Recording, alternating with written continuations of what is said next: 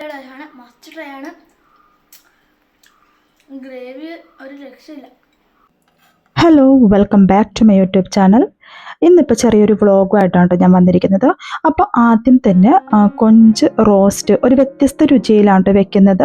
അതിൻ്റെ ഒരു റെസിപ്പി കാണിക്കുന്നുണ്ട്. ഇതിലേക്ക് മഞ്ഞൾപ്പൊടി, മുളക് പൊടി, പിന്നെ പെരിഞ്ചീരകം, ആവശ്യത്തിന് ഉപ്പ്, പിന്നെ കുറച്ച് കറിവേപ്പില, വെളിച്ചെണ്ണ, ഇതെല്ലാം കൂടി ചേർത്ത് മിക്സ് ചെയ്തതാണ്. പിന്നെ വെളിച്ചെണ്ണ ഒഴിച്ചതൊന്ന് ഫ്രൈ ചെയ്തെടുക്കുന്നുണ്ട്.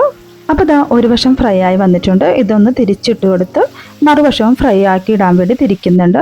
അങ്ങനെ തിരിച്ചിട്ട് കൊടുക്കുമ്പോൾ പിന്നെ ഇതിലേക്ക് നൈസായിട്ട് അരിഞ്ഞൊരു 3 സവാളയും, പിന്നെ ഒരു തക്കാളിയും, ഉരുളക്കിഴങ്ങ് ചെറുതായി അരിഞ്ഞതും, പിന്നെ പൊടികൾ ഓരോന്നായിട്ട് ചേർത്ത് കൊടുക്കാം. മഞ്ഞൾപ്പൊടി, മുളക് പൊടി, കുരുമുളക് പൗഡർ, പിന്നെ ഗരം മസാല പൗഡർ, അത്രയായിട്ട് ചേർത്ത് കൊടുത്തത്. ഉപ്പ് നമുക്ക് പിന്നീട് നോക്കിയതിന് ശേഷം ഇട്ട് കൊടുത്താൽ മതി, കാരണം നമ്മൾ നേരത്തെ ചെമ്മീൻ ഫ്രൈ ചെയ്തപ്പോൾ ഉപ്പ് ചേർത്തിട്ടുണ്ട്. ഇനി ഇത് അടച്ചു വെച്ച് 5 മിനിറ്റ് ഒന്ന് വേവിച്ചെടുത്തു. പിന്നെ സാവധാനം ഒന്ന് ഇളക്കി കൊടുത്ത് വീണ്ടും ഒന്ന് അടച്ചു വെക്കുന്നുണ്ട്.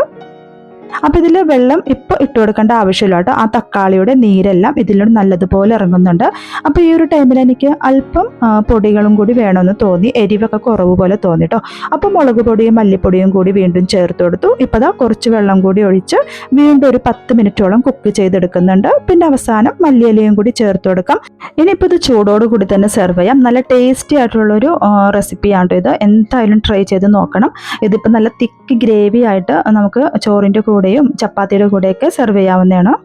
ഗൈസ്, ഇത് നല്ല ടേസ്റ്റ്, സൂപ്പറാണ് കേട്ടോ. മസ്റ്റ് ട്രൈ ആണ്. എല്ലാം ട്രൈ നോക്കിയാൽ ആഹാ നല്ല ടേസ്റ്റ്. കൊഞ്ച് മോന് ഒരുപാട് ഇഷ്ടമാണ്. ഇനിയിപ്പോൾ ഞങ്ങൾ ഹസ്ബൻഡിൻ്റെ വീട്ടിലോട്ട് തിരുവനന്തപുരത്തോട്ട് പോയിക്കൊണ്ടിരിക്കുകയാണ്.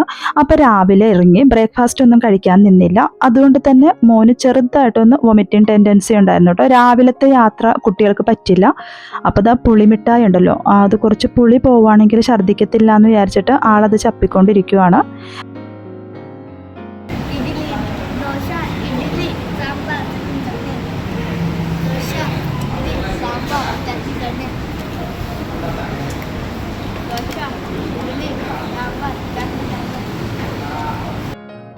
അപ്പോൾ ഞങ്ങൾ പോകുന്ന വഴി കൊട്ടിയത്ത് ബ്രേക്ക്ഫാസ്റ്റ് കഴിക്കാൻ വേണ്ടി ഇറങ്ങിയിട്ടോ. ഇതിപ്പം ലുലു ഉണ്ടല്ലോ, പുതിയതായിട്ട് വന്ന കൊട്ടിയത്ത് ലുലു മോളിൻ്റെ ഓപ്പോസിറ്റുള്ളൊരു കടയിലാണ് ഞങ്ങൾ കയറിയത്. ഇനിയിപ്പോൾ അവിടെ നിന്ന് യാത്ര വീണ്ടും തുടർന്നു.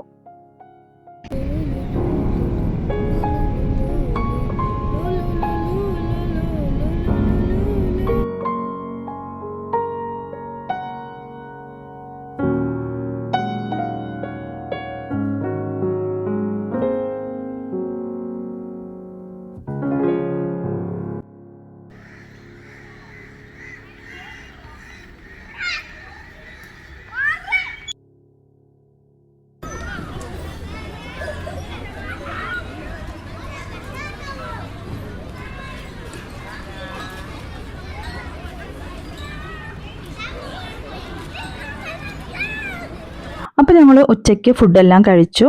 ഹസ്ബൻഡിൻ്റെ വീട്ടിൽ ഉച്ചയായപ്പോഴേക്ക് എത്തി. പിന്നെ ഇപ്പോൾ കുട്ടികൾ ഗ്രൗണ്ടിൽ കളിക്കുന്നുണ്ട്. അവരിപ്പോൾ ഒരു ഈവനിങ് ഒക്കെ ആയപ്പം പുറത്ത് പോകാൻ വിളിച്ചപ്പോഴൊന്നും വരുന്നുണ്ടായിരുന്നില്ല, കാരണം അവർ അതിൽ എൻജോയ് ചെയ്ത് കളിയിൽ മുഴുകിയിരിക്കുമായിരുന്നു കേട്ടോ.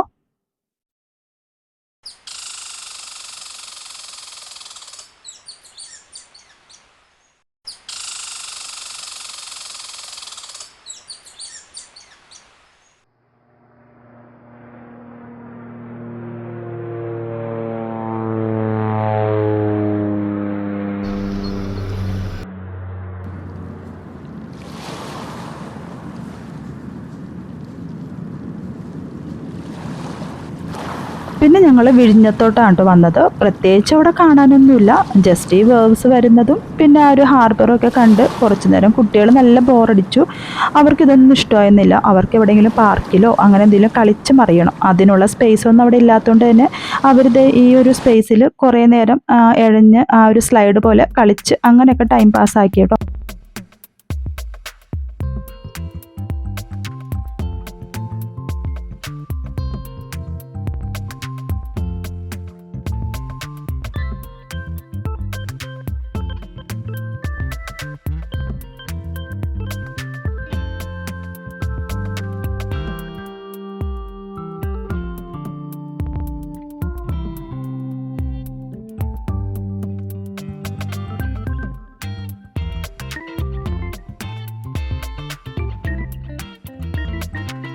പിന്നെ ഇപ്പോൾ ഇതാ നല്ല സന്ധ്യ ആയിട്ടുണ്ട്. അപ്പോൾ ഈ ഒരു സന്ധ്യാസമയത്ത് ഈ ഒരു ഹാർബർ കാണാൻ നല്ല ഭംഗിയുണ്ടായിരുന്നു. അതിൻ്റെ കുറച്ച് ഫോട്ടോഷൂട്ടൊക്കെ എടുത്തു.